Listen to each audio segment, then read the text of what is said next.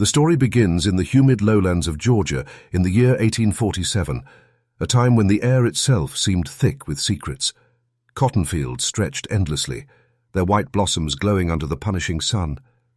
To outsiders, the great plantations represented wealth and order, but behind the manicured facades, cruelty and desperation shaped the lives of both masters and the enslaved. It was within this shadowed world that a most disturbing bargain was struck, one that would haunt families across generations. The tale centers on a powerful landowner named Elias Thornwell, a man admired for his influence in politics and feared for the strictness with which he ruled his estate. His decisions carried weight far beyond his land, yet it was a choice within his own household that would mark him forever. Elias faced mounting debts. His once flourishing plantation had begun to falter under the strain of a failing crop and disputes with merchants who no longer trusted his name. The banks pressed for repayment, and whispers spread through neighboring counties that the Thornwell dynasty was unraveling. In such times, plantation owners often resorted to desperate measures. Elias, however, chose a path so shocking it would fracture the very foundations of his family. Rather than selling land or reducing his herd of livestock, he looked inward, to his own blood. Elias Thornwell summoned his son, Jonathan, a young man barely in his 20s, educated, obedient, yet naive to the true extent of his father's desperation.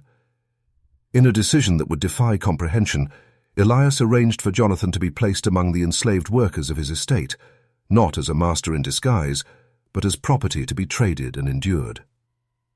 The reasoning was never fully explained.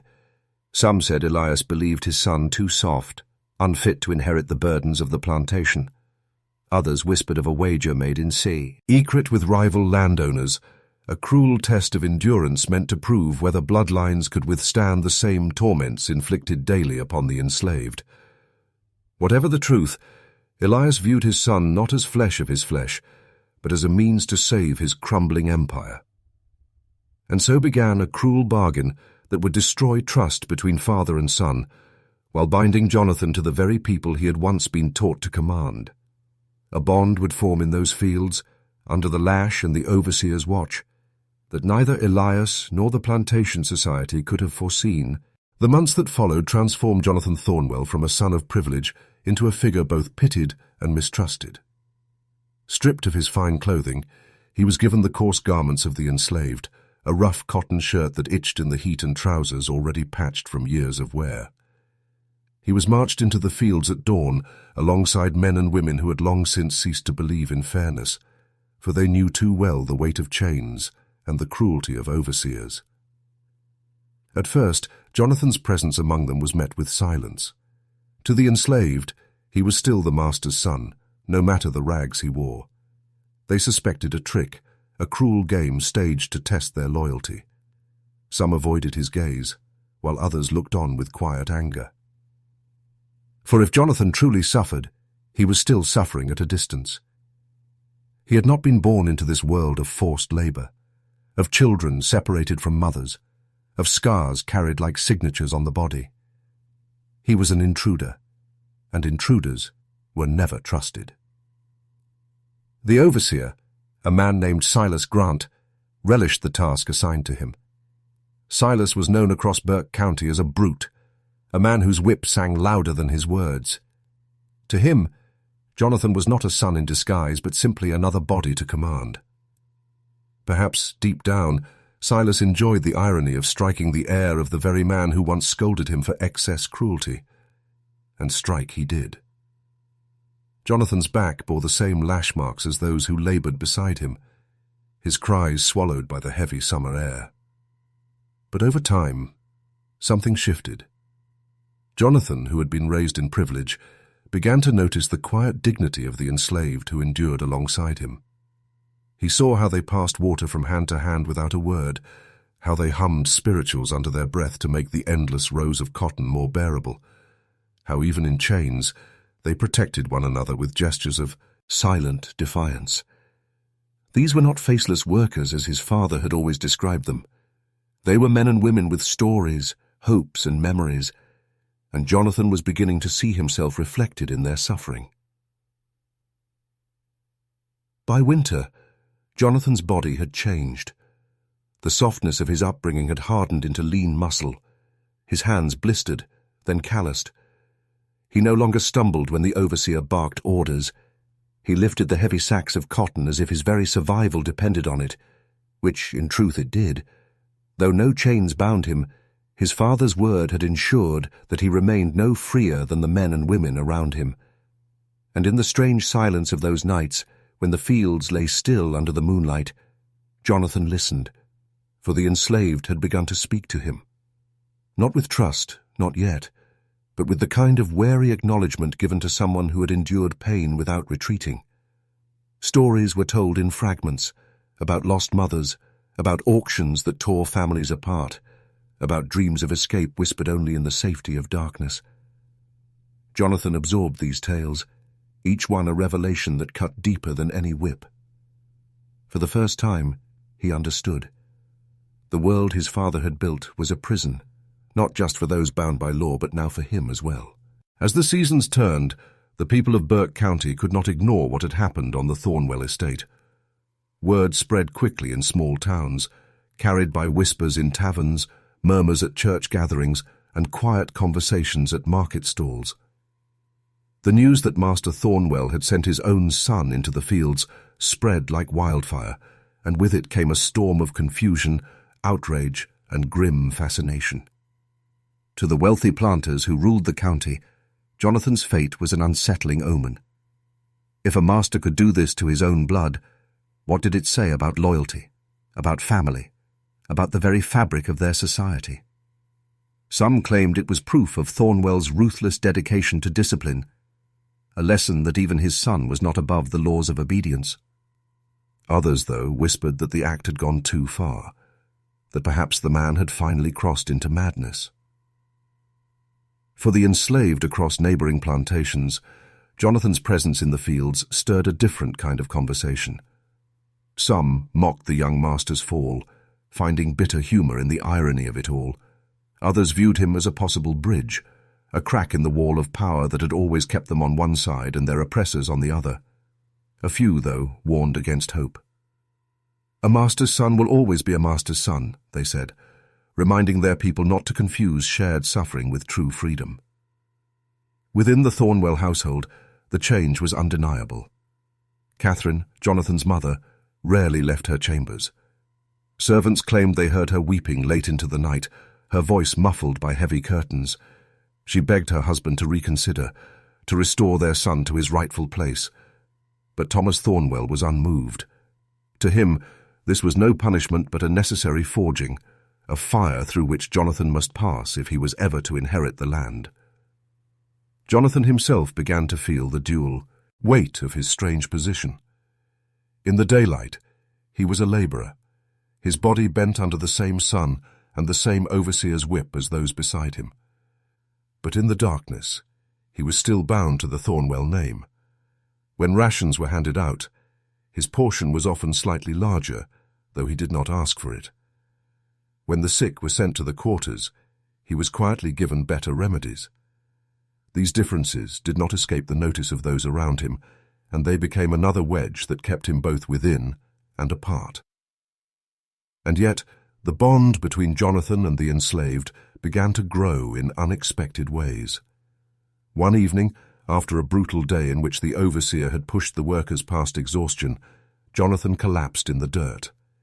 It was an elderly man named Samuel who pulled him up, steadying him with hands roughened by decades of toil. "On your feet, boy," Samuel said, his voice quiet but firm. "They want you broken. Don't give it to them." It was a moment that changed something inside Jonathan. The kindness was not born of obligation but of choice, a gift from someone who owed him nothing. For the first time, he felt the faint stirrings of belonging, not in the world of his father, but in the fragile, hidden community that endured despite him.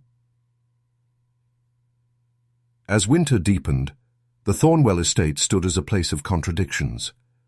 To outsiders, it looked as grand as ever, its columns gleaming white in the cold sun.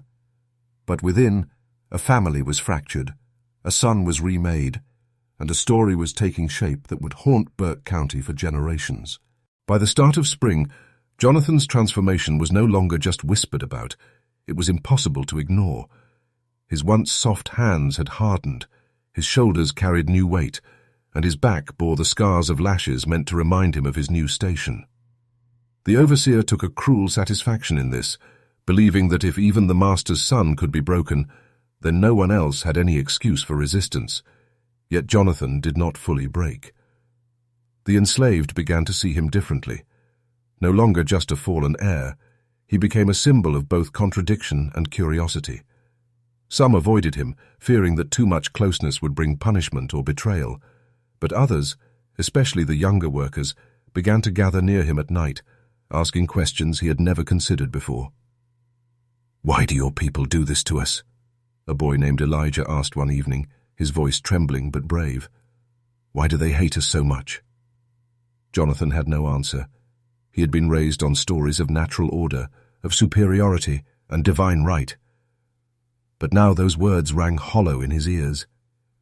He could not reconcile the faces of the people who worked beside him with the monstrous justifications he had been taught. They were no less human than he was, and their laughter, their pain, and their dignity and suffering gnawed at everything he had once believed. Inside the great house, Catherine's despair grew heavier. She stopped attending gatherings, avoided visitors, and often left her meals untouched.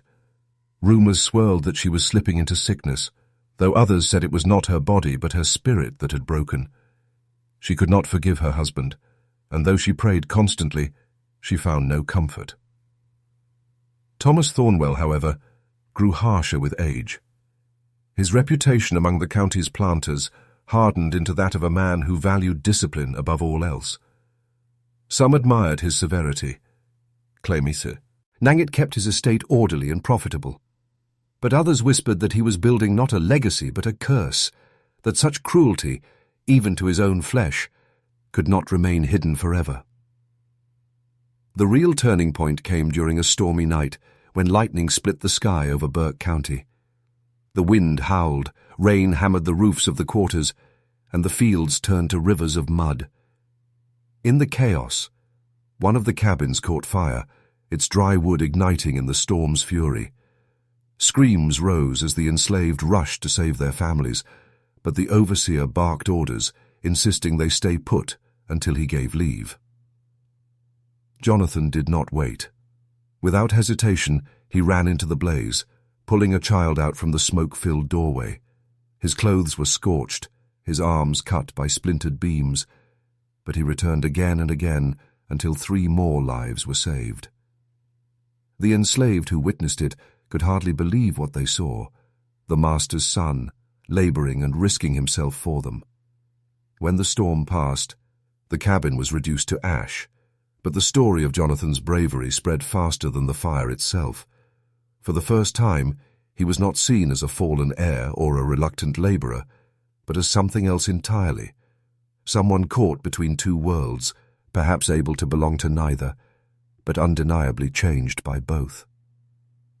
In the quiet that followed, Jonathan lay awake, his body aching from burns and exhaustion. He stared into the darkness and wondered what his life truly meant now. Was he still the son of Thornwell, destined to inherit a legacy of cruelty, or was he becoming something else, something his father would never understand? It was in that moment of doubt and pain that the seeds of rebellion began to take root, not in shouts or open defiance, but in questions whispered in the silence of the night.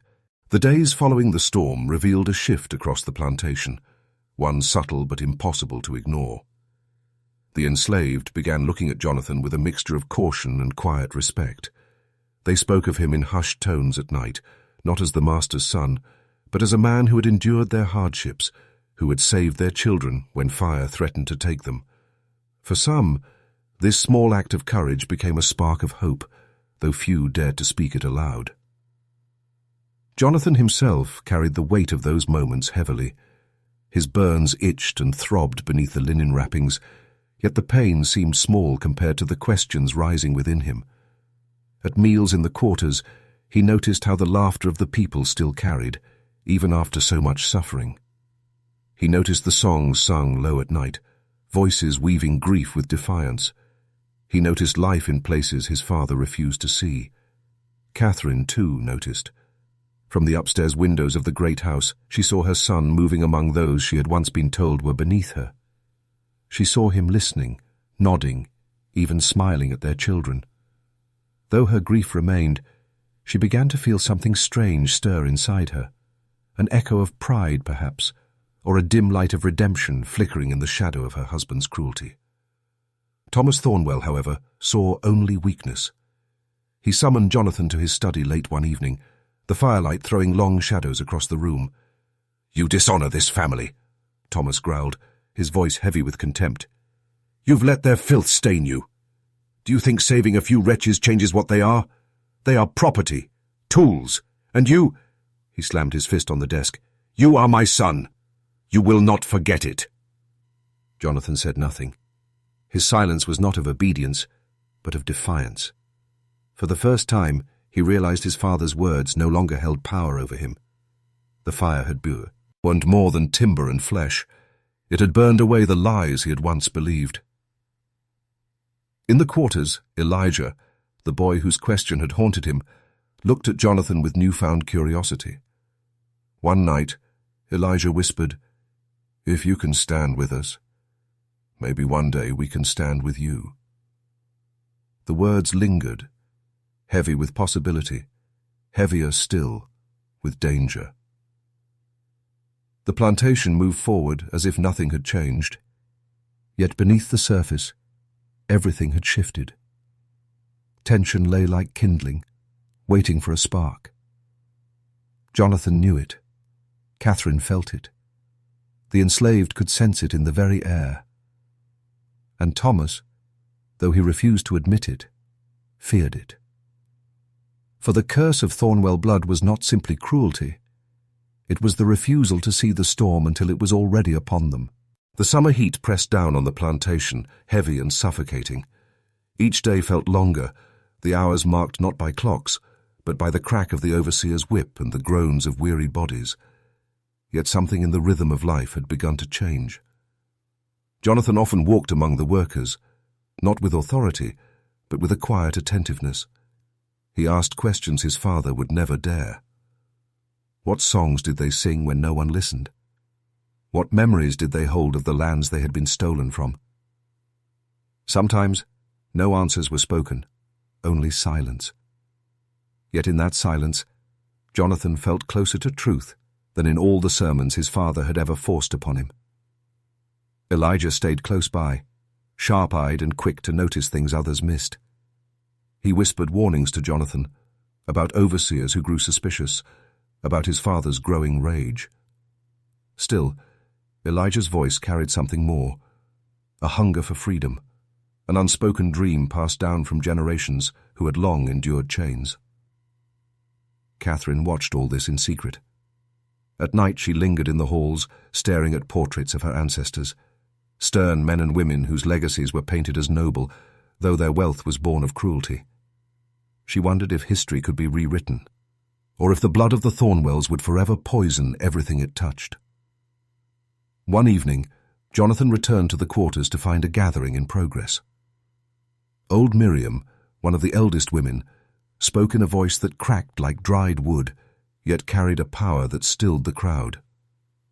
She told a story, not of sorrow, but of survival, of ancestors who had resisted, even in silence, of children who had carried songs in their bones across oceans. Her voice wove defiance into the air, and Jonathan listened as though hearing scripture for the first time. Later, as the moonlight fell across the fields, Miriam pulled Jonathan aside.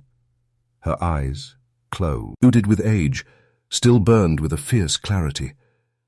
"You stand between two worlds," she whispered, "but you cannot live in both. One day, you must choose. The blood in your veins will not decide for you. Only your soul will." Jonathan felt the truth of her words pierce him deeper than any wound his father had ever inflicted.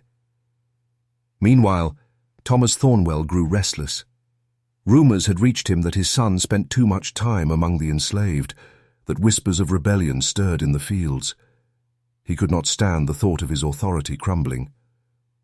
So he made a decision.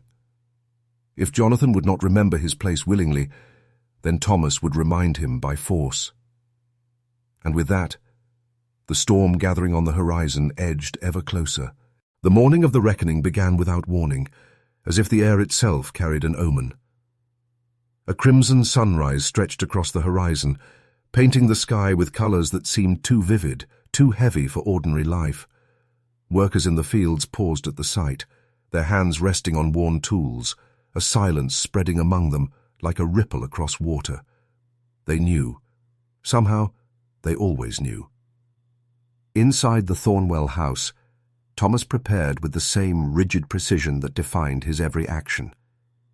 His cane rested by the door, his pistol polished, his temper sharpened by weeks of watching his son drift further away from obedience. To him, Jonathan was not only a disappointment, but a threat to the very structure of control he had built his life upon. Jonathan, however, walked with Elijah at his side. They had spent nights whispering in corners, tracing lines on scraps of parchment, and rehearsing movements that looked, to an outsider, like chance. But nothing was chance now. Every step had been weighed, every word chosen, every risk measured. The quarters had become more than a place of labour and sleep. They had become a school of survival. Tools were hidden where overseers would not think to look, paths through the fields memorized, signals devised so that silence itself could carry meaning.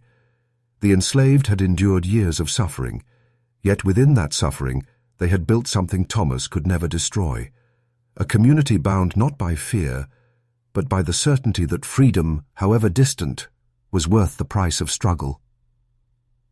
Catherine sensed it before her father did. The walls of the house felt different, as though the foundation itself trembled. She overheard fragments of conversation, saw the intensity in her brother's eyes, and felt an unease that grew sharper with each passing day. Yet she could not bring herself to betray him. The cruelty of their father had had too many wounds for her to ever stand on his side again. By noon, tension hung so heavy that even the overseers seemed uneasy. They barked orders, swung their whips, but their voices cracked beneath the weight of something unseen. The fields were too quiet, the workers' eyes too steady, their movements too deliberate. And when the moment came, it was not chaos that erupted, but order. Every act unfolded as though rehearsed, each motion tied to another. Overseers who expected fear were instead met with a force that moved like a single body, every hand striking in rhythm, every voice silent but resolute. Jonathan was at the center of it, not commanding with words, but standing as proof that rebellion could cross bloodlines, that even the son of a master could choose a different legacy. Elijah moved beside him with a swiftness that turned farm tools into weapons, his body carrying the memory of all who had resisted before him. Thomas, hearing the first sounds of resistance, stormed toward the fields. He expected submission at the sight of his presence, but what he found instead froze him in place. The world he had built on domination was unraveling before his eyes, and for the first time in his life, fear replaced certainty. Thomas Thornwell raised his cane, his voice cutting across the air like a whip itself. Yet his command, once enough to silence dozens, now faltered against a force he had never imagined possible. The men and women who stood before him did not cower, nor did they avert their eyes. Their gaze met his directly, unflinching, carrying a weight that stripped him of authority. Catherine watched from the veranda, her fingers pressed against the wooden rail, trembling not from fear, but from the realization that the world she had known was breaking apart. She had grown up in silence, trained to be a bystander in her father's dominion, but now she could see the threads of power tearing loose. The overseers, once so sure of their strength, staggered under the relentless precision of the rebellion. Their commands turned into cries, their whips fell from their hands, and their faces bore the look of men who realized too late that their cruelty had bred not weakness, but resolve. Elijah's voice finally broke the silence, not in a shout of rage, but in a steady tone that cut deeper than violence. He spoke not to Thomas, but to his people, reminding them of why this moment mattered. Every step they took, every risk endured, was for those who had suffered and for those who had yet to be born.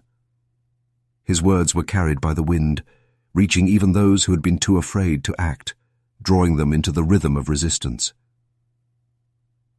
Jonathan stood between worlds, his heart pounding with a realization he could no longer deny. He was not merely choosing against his father, he was choosing the truth of his own soul. And in that choice, he found clarity. The brutality of the Thornwell legacy would end with him. He raised his hand, not to command, but to signal unity. It was a gesture learned in the secrecy of the quarters, a sign of belonging. The rebellion surged forward, not with chaos, but with purpose. Locks were broken, chains shattered. Barns that had once stored tools of labor became strongholds. The plantation, designed as a monument to control, now transformed into a battlefield of liberation. Thomas, red-faced and trembling, tried to rally the overseers, but even his words betrayed him. For every command he gave, resistance grew stronger. For every blow struck, resolve deepened. He had built a world where cruelty was meant to silence, but in its final hour, cruelty had forged a people who would never be silenced again. And as dusk approached, the Thornwell estate no longer belonged to him. Its walls, its fields, its very soil shifted allegiance. No longer a kingdom of one man's dominance, but the ground where defiance had taken root. The night carried with it a silence that was unlike any other. It was not the silence of submission, nor the silence of fear. It was the silence that follows when a storm has broken the old order and left in its place the possibility of something new. The Thornwell estate, once defined by the whip and the ledger, now breathed with the pulse of rebellion. Fires glowed in the distance, not as destruction alone, but as signals, markers of a turning tide. Catherine descended the steps, her bare feet against the cold earth, every step pulling her further from the identity her family had built for her. She had been raised to uphold their name, to stand as a mirror of their control. Yet here she was, moving among the very people she had been told were beneath her, recognizing in their faces the truth she had been denied. The stories whispered in hushed tones at night were not fictions. They were testimonies. Testimonies of pain, yes, but also of strength, endurance, and dreams that had refused to die. Jonathan walked beside Elijah, no longer as master and slave, but as men bound by the recognition of what had to be done. Elijah's hand, scarred by years of labor, rested on Jonathan's shoulder. There was no need for words. Their silence carried understanding, the kind that comes only when suffering and conscience meet in the same fire. Thomas staggered back into the main hall of the estate, clutching the remnants of his pride like a man drowning. The portraits of his ancestors stared down from the walls, men who had carved their dominion from blood and sweat, men whose legacy he had sworn to uphold. For the first time, he felt their gaze not as approval, but as judgment. The house that had been his sanctuary now echoed with the footsteps of those who no longer feared him. From the fields came the sound of chains hitting the ground, one after another, the metallic clatter like a hymn rising into the night. The sound carried across the property, each drop a declaration that bondage was no longer absolute. And in that chorus, the Thornwell dynasty cracked. Catherine paused at the threshold of the quarters, her dress brushing against the dirt floor as she entered. Dozens of eyes turned to her, wary and untrusting. But she did not speak with authority, nor did she demand recognition. She knelt. For the first time in her life, she looked up at those she had been taught to look down upon. And in that gesture, fragile though it was, the lines of division shifted. The plantation was no longer simply a place of labor. It had become a crucible where every lie of power was being tested and found wanting. The overseers who survived the night whispered among themselves, their confidence shattered, their certainty dissolved. They knew this was not the end of rebellion. It was the beginning. The Thornwell name, once a symbol of dominance in Charleston County, was now a whisper on the wind, attached to fear rather than reverence. What had been built on control was being dismantled by unity, and what had been hidden in shadows now walked openly in firelight. By dawn, the Thornwell plantation no longer resembled the orderly kingdom Thomas had inherited.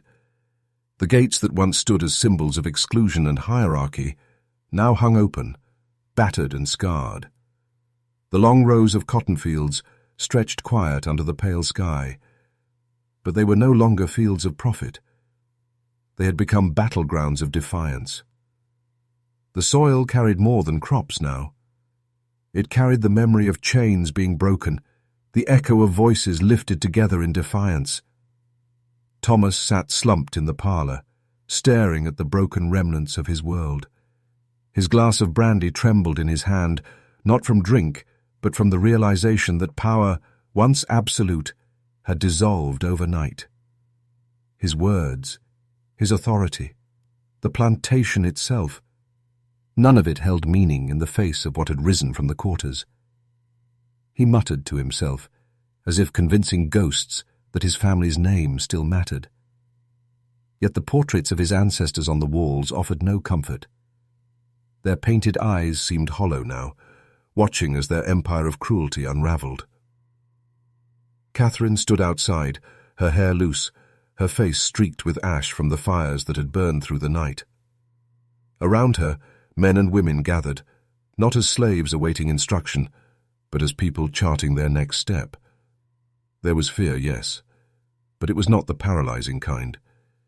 It was the fear of stepping into an unknown future, a fear tempered by the knowledge that the old order was crumbling behind them. Jonathan spoke quietly, his voice carrying over the stillness of the morning. He reminded them that freedom was not a gift, nor was it guaranteed.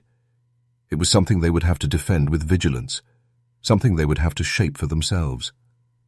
His words carried weight, not because of who he was, but because they rang true to every soul present.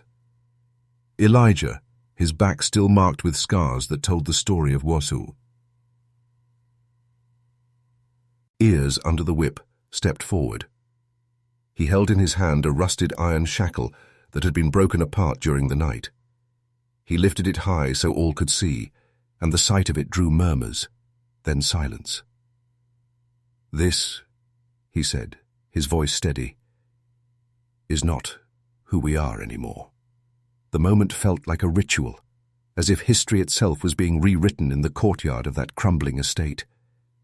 The broken shackle was passed hand to hand, each person touching it, each one leaving behind something of their own grief, their own endurance, and their own hope.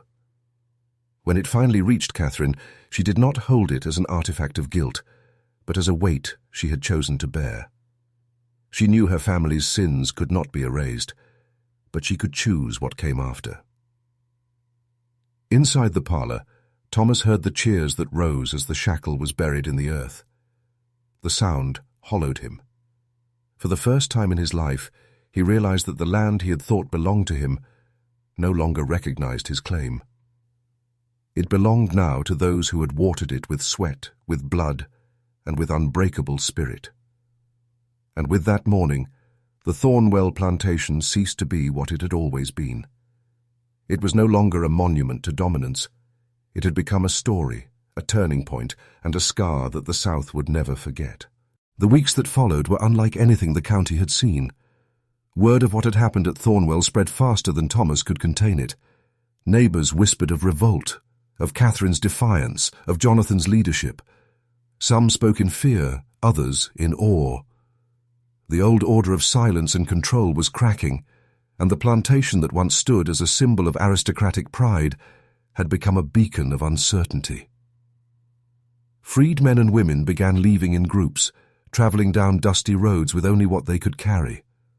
Some sought kin torn away years before, others simply walked without destination, carrying the fire of freedom wherever their feet would take them.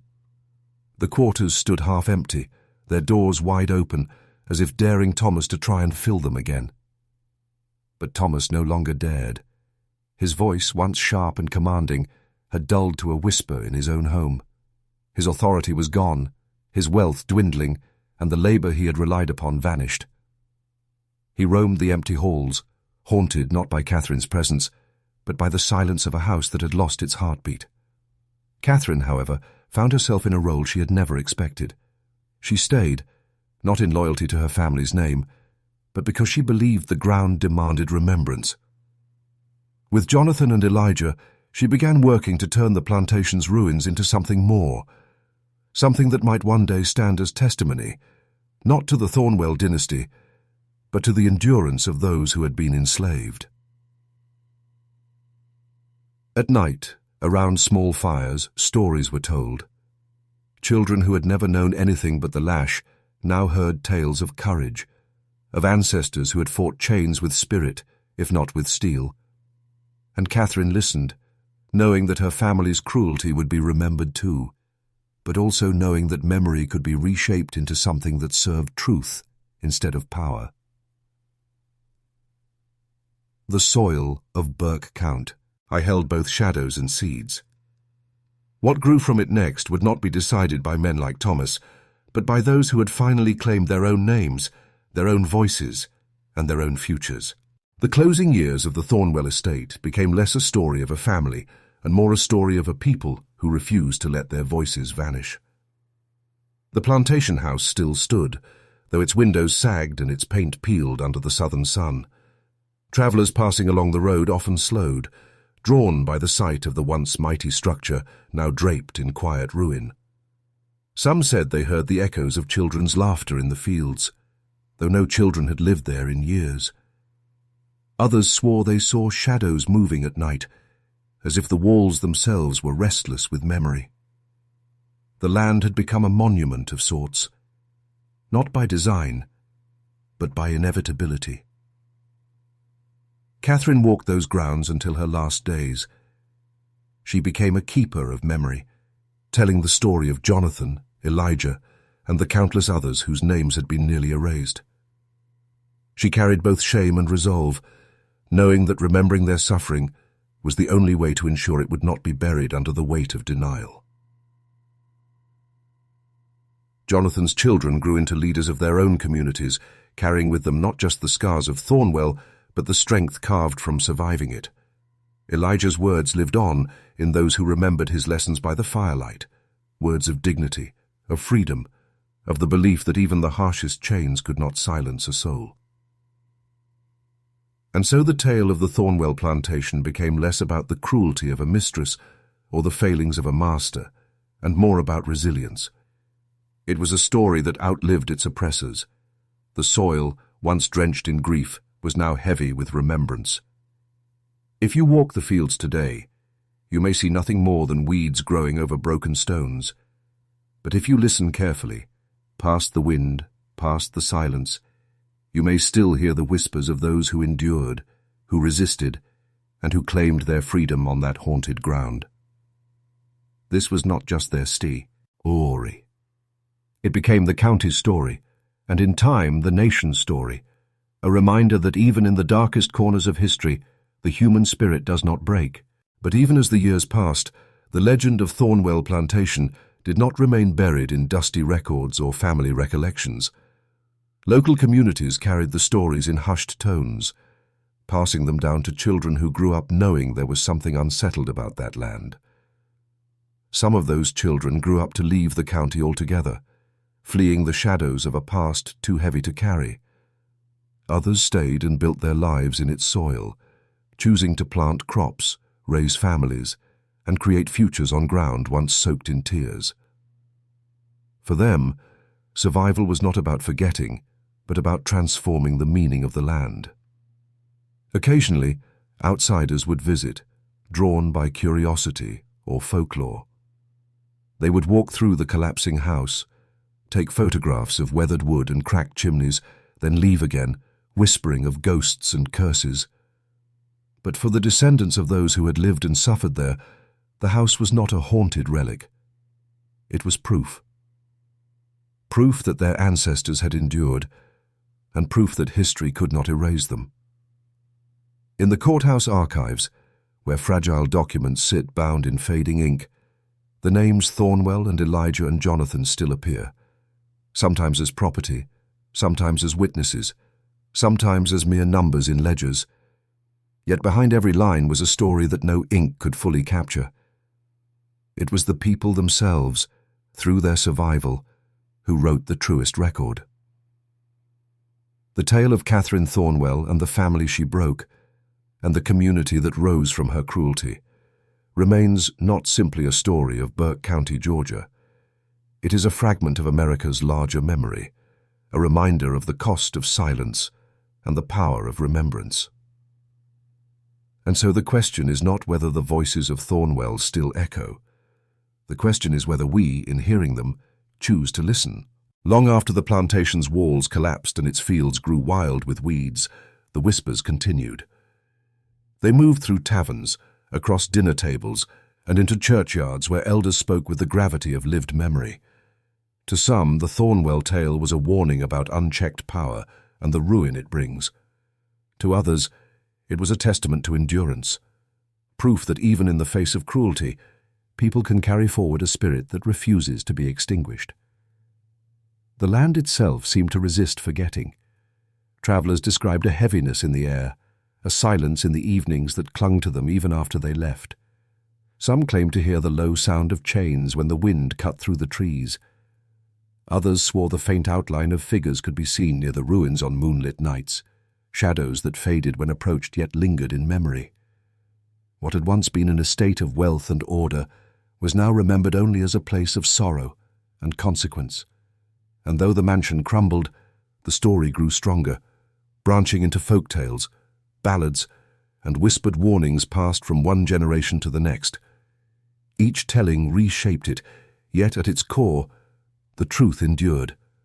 What Catherine Thornwell and her family wrought could never be erased. History does not always leave monuments carved in stone. Sometimes it leaves wounds, scars etched into the soil and carried within the hearts of those who lived beneath its shadow.